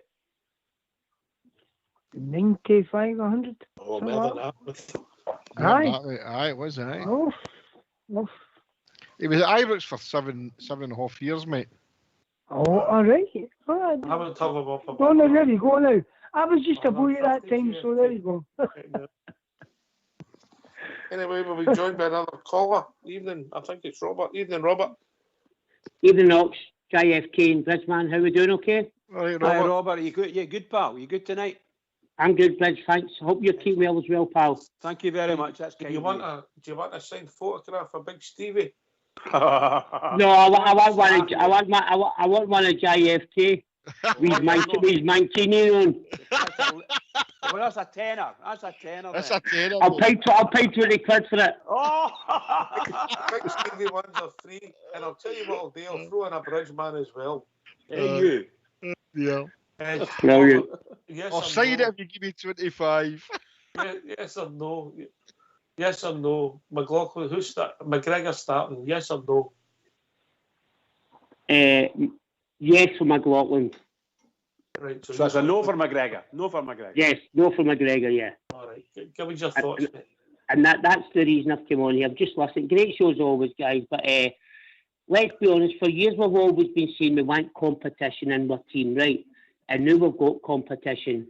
And Alan McGregor's been a fantastic goalkeeper, which we can't deny. He's probably Scotland, but he's getting on a wee bit. And what I like about John McLaughlin is with the 5 clean sheets is he commands his box so well. He's good with the ball at his feet. He's good at passing out. He comes out for a ball. And no disrespect, Alan McGregor doesn't come out for a ball. And some of his kicking is a bit deplorable at times. And that's not a criticism. It's because he's getting on a wee bit. And so John McLaughlin all day long because he's done nothing wrong. And remember, guys, we wouldn't have the 5 clean sheets. That one at Hamilton, that save, if you remember, when it was 2-0. If that goal goes in, we're all sitting biting our fingernails right to the end of that game when we should have been out of sight. So for me, John McLaughlin all day long, and looking forward to the game against Dundee United at the weekend. I just hope the manager doesn't do what he does against Hamilton and plays 9 players. And what I mean by that is, I don't want to see Barker and I don't want to see Hadji. I want to see Joe Aribo back and that team at the weekend. And I want to see Morelos back in that team at the weekend. Do you know what worries me about what you say about Aribo there? He wasn't mentioned. Do you know what? That's what got me when the manager was talking about Jermaine Defoe being back in contention and Big Balogun, etc., and he never mentioned it. And I'm wondering, and it's starting to worry me a wee bit, I'm wondering if Aribo has got the injuries, because he told us it was only a couple of weeks he was going to boot, and that's about nearly a month. So I'm like yourself, I'm a wee bit concerned because I think Joe Aribo is one of our main players. Like Ryan Kent, I think Joe Aribo is one of our main players this season if we're really serious about getting 55. Right, Davey, you're due the right to reply for your first time on. Give us the rest of the team. Are you happy? Obviously, you've come on about the McGregor point. Anything else on your mind? Well, I'll probably play Balogun before Helander. So, but I think he came in and he was great. Helander, I think, is way too slow. You know, now, like, he can read the game, but I think Balogun, I would be playing him. Aribo, fantastic. What a player. I like Aribo. I'll tell you what, I don't know if I'm playing Helander, mate. He's a man in possession. Done nothing wrong. Natural defender. JFK. I'm the same. I'd agree with Dave on that point. I'd like to see Balogun get a decent run, but I mean, again, if the gaffer thinks that Holander's a man for the jersey, then I've not got a problem with that. It's a good problem to have. I think we'll probably get maybe 6, possibly 7 back 4 players, and pick any 4 out of that 7, and that's a good thing to have. So, Balogun or Holander, but I think he'll go with Holander. Bridgman, centre half expert. Well, based on the way we discussed things earlier on, the man's got the jersey at the moment, Helander, and I don't see any problem with him. I think Balogun is going to be a fantastic player for us. If he can once he gets it back onto the pitch again, it'll be tough to move. Hello, we are not available now. Please. Aye, it'll be tough to move. So Helander's got to sort of watch out, because he's got to play well every week, and he's been doing that up to now. He's hardly put a foot wrong. We haven't lost a goal, so it's very difficult to just drop somebody out the defence and put Balogun in. Like him, although I do like him, and he probably wouldn't do you any damage anyway. But it's going to be tough. That's what I like about the centre halves at the moment. You've got 3 really good centre halves there, fighting for place. Oops, sorry, pal. That's all right, mate. I'm John McCall. Evening, caller. Hi, good evening. Oh, how you doing? All right, mate. What's your name? Southside Bear. Southside Bear. Nah, all right. You can't be perfect, mate. I found these a few weeks ago, actually. Right. I've been listening to these every night. It's been excellent. Great you're on topics. Medication? I think you're on about medication now. Cheeky devil. Cheeky devil. Late at night, you know, just switch on to YouTube, and I've been listening to these, and I was listening to Jeff Holmes last night as well. Enjoyed his convo about the Rangers, so I've been listening to tonight. I think I met Jeff a couple of years ago when he was over in Marco on the south side of Glasgow. So I listened to him last night. It was excellent. It brought back a lot of memories. Talking about the Rangers and different things, and I'll go tonight if Alan McGregor was fit and Everton's thing, I would put him back to goals. He's our number 1 goalkeeper. Obviously you're not alone in that thought. I've got a different thing. I just don't see the boy McLaughlin getting out the team at the moment. Because I think he's done really well. He's surprised me, I've got to be honest with you. But I think it's a good place for it. Southside, yeah? Aye, definitely a better backup than we've had in recent years. And I didn't think Fodds was the worst goal we ever had, you know? No, I think he done quite well for us.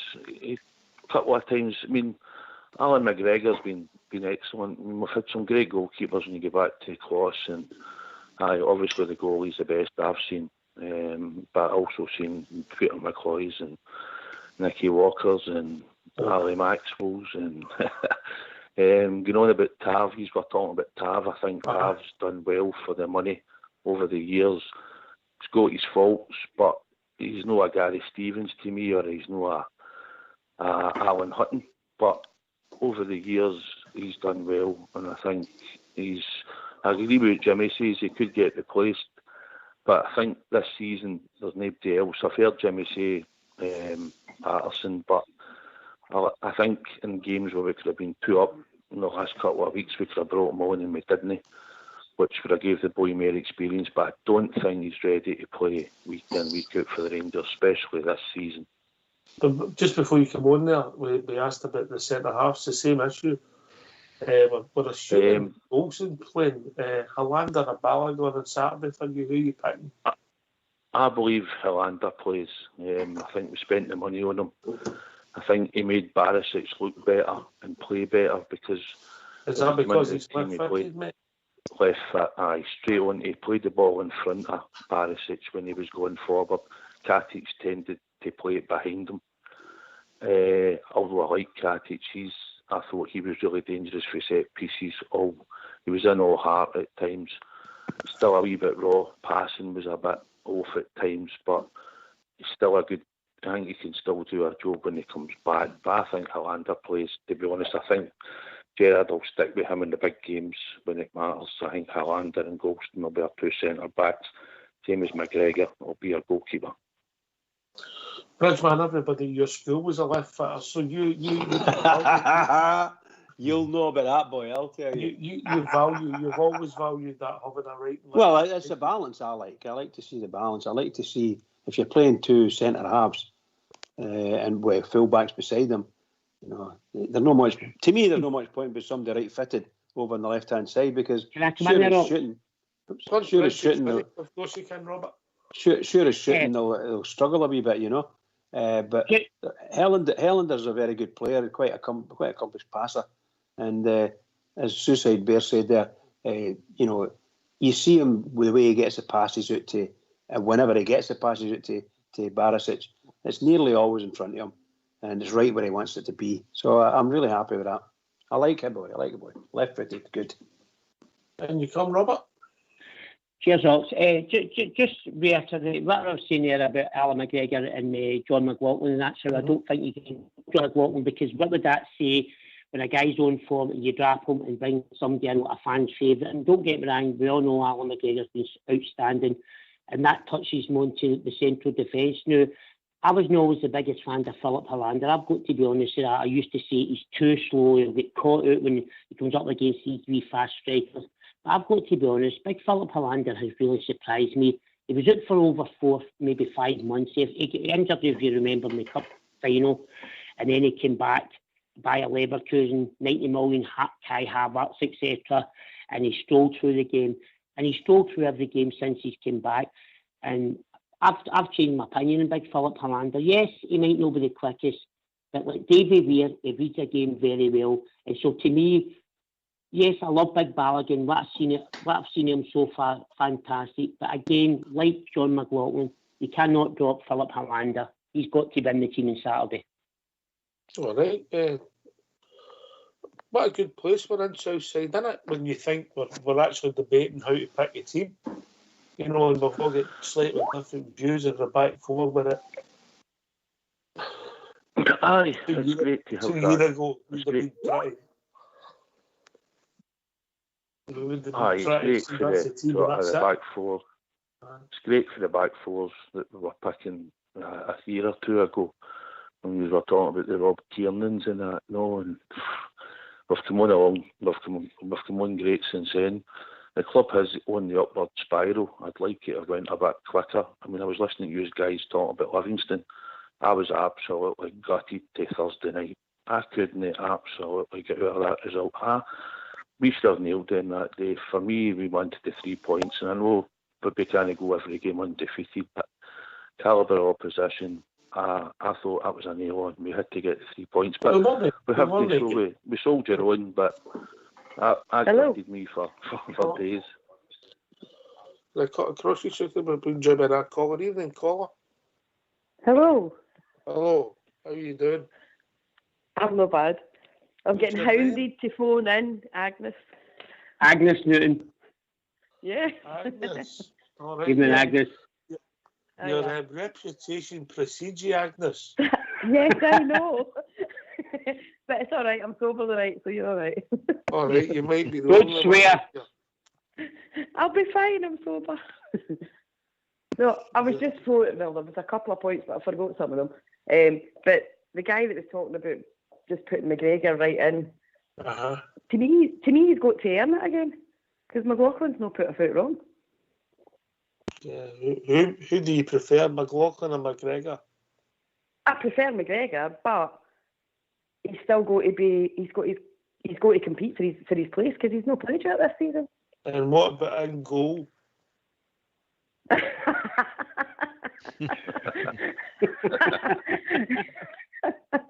Oh dear. Yeah, no, McGregor. All right, okay. You got her blushing now. Yes. You're not normally shy, Agnes. No, I'm not, but I'm sober the night, Robert.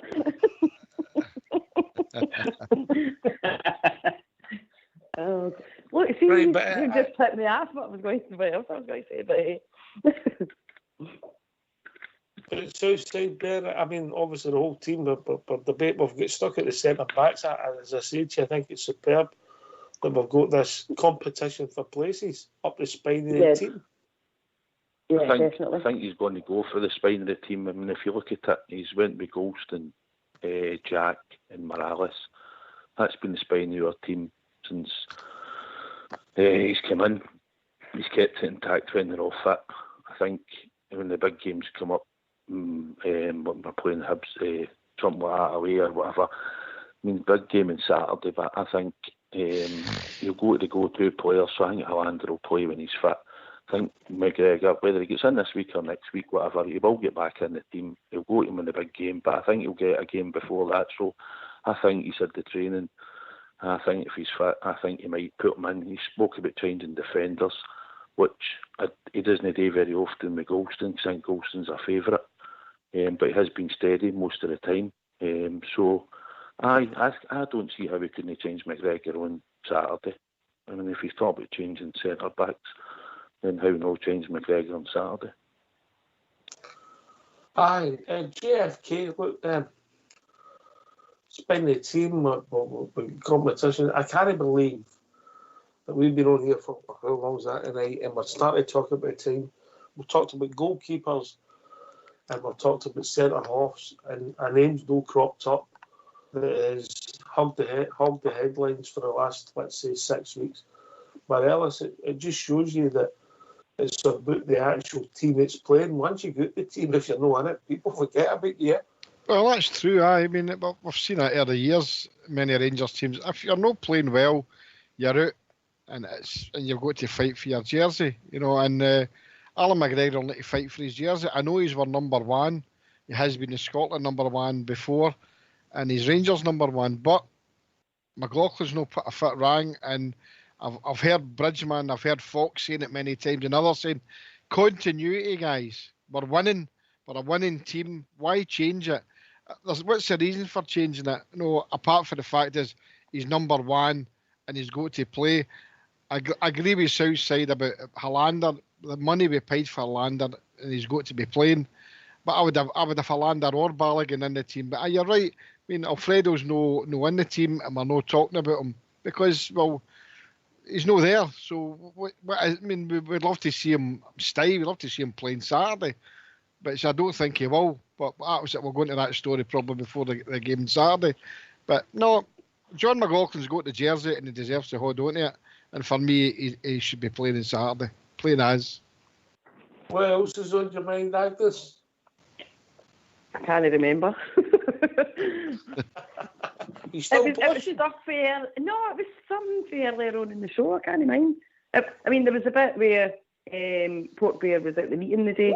And I was when he was still on, I was going to phone, but I was busy doing other stuff. And it was to see if it was just people from Glasgow that were there, because they seem to forget about the people outside of Glasgow for these meetings. I think you mentioned somebody from Belfast was there. I think you did. Oh, were they? Aye, I think so. But whether that was somebody from Belfast who lived in Glasgow, I don't know. Yeah, because I only get the reply the day that I didn't get to go. But I mean, I knew I wouldn't get to go anyway because I'm up in St Andrews. You know what I mean? But I didn't. I expected people to get replies before the day. So whether the ones that were going got the replies before the day, and then they just sent a block email out the day, I don't know. Well, Port Bear's on the show tomorrow night, so we'll get their details of what happened and how when he went along and who was in it. I don't know who the deal was, but the feedback was initially it went quite well, and it was a worthwhile task, and it's only I think they'll have to do it again because that's what you do with focus groups. Yeah. See, I agree as well. I agreed earlier, Riggy's on the point with all the merchandise and whatnot. people have got to realise that these guys didn't expect the demand that they've had. You know what I mean? Mm-hmm. And so there's going to be problems. It was like one of your guys last night talking about somebody says to him because his shirt was for Turkey, it was fake, and I went, none of them are fake. I says they've made them in Turkey and China. I says, doesn't mean they're fake.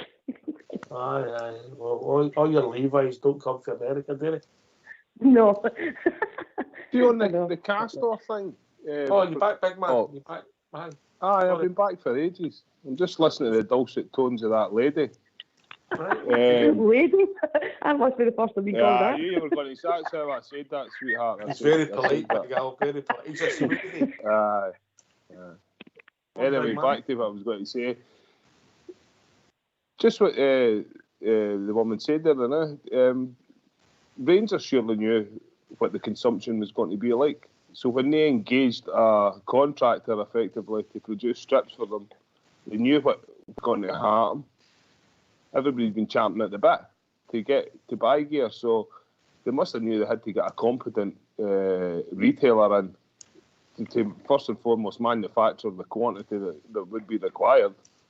And then in regards to that as well, there was a lot of bluster when Castore got announced. There was no mention they were going to produce strips in China. They were telling us they got them in the Czech Republic, Portugal, and Turkey, in good quality factories and that.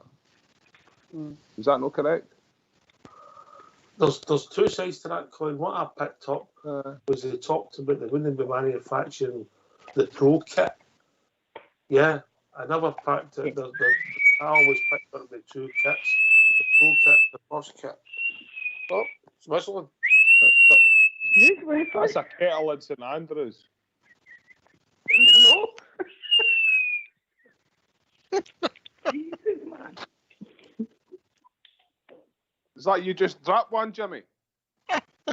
Happens we try to squeeze into my man Keeney. Aye. I don't know who it was, but obviously they've come through the phone, so if they want to phone back in again, of course, do it.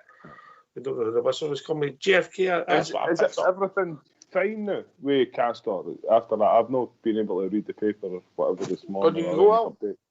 Is everything fine now with Castore after this focus group meeting? Mate. I don't think so, mate. I think you're still going to have issues. I mean, it's not. If you think everything's going to be perfect, I don't think it's going to be 100%. No, I don't mean that, but just just ironing out the issues that's been raised over the past month or so, 6 weeks.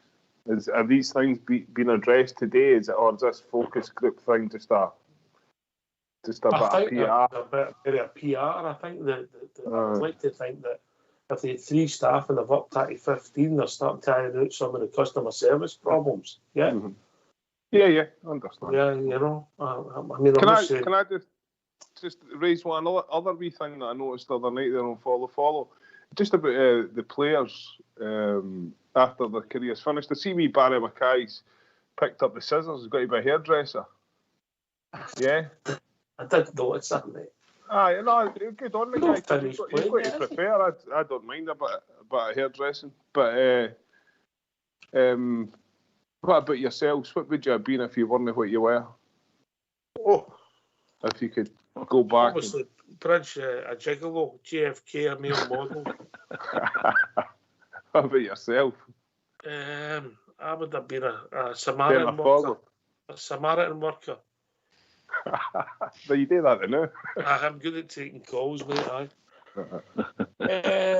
No, I don't know. I don't really know me. You know me, I'm quite shy when you meet me. Aye. You know. Are you back, Robert? Can I come in there but just before you finish off? Aye, mate. We didn't know where the whistle was coming from, so we had to drop his off. Yeah. Also, I'd just like to say before I finish off, 249 appearances, 45 goals and 58 assists. James No Surrender Tavernier as our captain. Just thought I'd bring that wee point up tonight, and I hope that cheers Fox up. There's only one man I can let answer that before we go. That's Mr. Fox. Didn't you come, Mr. Fox? Great start. Well done, Robert. People don't appreciate him. Definitely, mate. He's our captain. I love him a bit. Can I just say the difference in his forum ops is I don't think Premier League teams took him as a threat at first, and he was allowed a lot of room. But if you watch him now, mate, he's got 2 to 3 men coming to challenge him now, and maybe that's the difference in him being less effective at the moment. Definitely. Something, guys. On you go, Southside, before we go. On you go, mate. I agree with you, Fox. I think he's misses Daniel Kindeas. For me, when they two linked up together, they were brilliant. You know, they got us up the park, Tav got up the park. And then when the wee man left, if you look at Rangers, when Tav gets the ball in the right back position, if you look forward, there's 20 yards of a gap. There's nobody in that space because we bring the winger. But we don't play with wingers, we play with the 2 false insides. So he's got nobody to play a 1-2 with. So he's got to either beat the man if nobody's moving for him to get up the park. And that's the problem with Tav in the last season. His form's dipped a wee bit at times, but it's because Daniel Kindeas has left. Because the two of them are excellent together. Anyway, Bridgeman, we've reached that time of the evening, mate. Well, what can we say there? What a night. Marvellous, great discussions and good commenting and input for everybody. Well done, Oxshare. Another great night for me anyway. Thoroughly enjoyed it. And can I just say to all the Rangers fans all over the world, in particular Rangers fans on here on Rangers Radio, every single one of us, big game coming up, the build-up's there, everybody get the battle fever on. Keep it going for the Rangers. Keep it going. Can I thank Robert, Southside Bear? Thank you. First time call. Excellent, mate. Thanks Davey, who phoned in. Agnes as well. First time, I believe, on Rangers Radio. I don't think it's the first time on the radio, right enough. Can I thank JFK and Bridgeman? Shout out JFK. Cheers, mate. Thanks Fox and Old School Blue for doing the technicals. Thanks to Big Alfie Australia. Always a pleasure, big man. This has been Rangers Radio. We'll be back tomorrow night between 8 and 10. Bear will be joining us, and I'm sure we'll get more details of what happened at Ibrox this evening. Take it away, Old School Blue.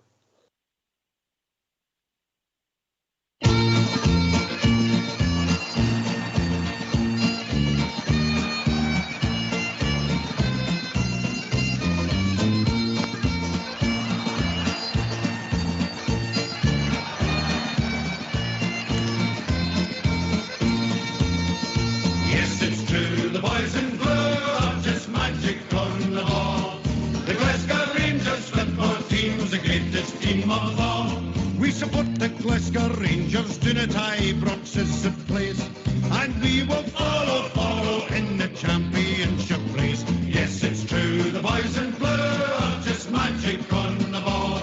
The Glasgow Rangers football team's the greatest team of all.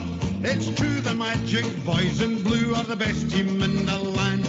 You've got to queue and govern to get a ticket for the stand. Yes, it's true, the boys in blue are just magic on the ball.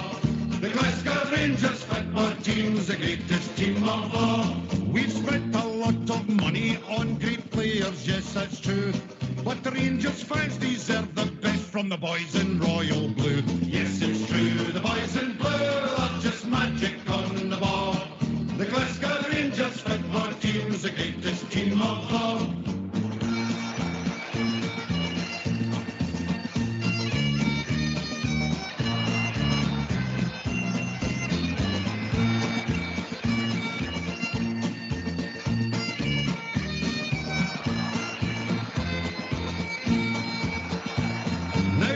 Ago, the story, it was dismal, full of gloom. Now we're building an extension for the Ibrox trophy room. Yes, it's true, the boys in blue are just magic on the ball. The Glasgow Rangers football team's the greatest team of all. In Europe, we'll be travelling by land and sea and plane. The teddy bears have got the bears and we're on the march again. Yes, it's true, the